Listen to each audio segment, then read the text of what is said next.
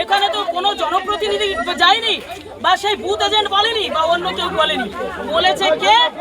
তার মা বলছে, পিছনে গিয়ে দাঁড়িয়েছে, তাকে ভোটও দিতে বলেনি, শুধু গিয়ে ভোট দিচ্ছে, তার মা গিয়ে পিছনে দাঁড়িয়েছে।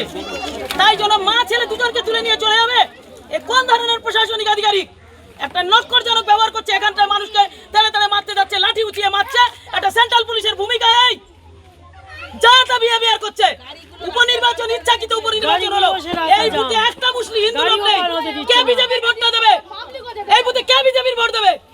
সম্পূর্ণ সংখ্যালঘু বুথ, এখানে কেউ বিজেপি বলে কেউ নেই। কেন বিজেপির কেউ হয়তো লোক ওরকম গিয়ে কোনো কারণে হয়তো চেপে দিয়েছে বিজেপির উপর ক্ষিপ্ত হয়ে, বিজেপি যে ধরনের আচরণ করছে, মানুষের তো ক্ষিপ্ত হওয়া স্বাভাবিক। এটা একটা ভোট, দীপক হালদারের দালালি করছে, একটা দালাল তার দালালি করছে।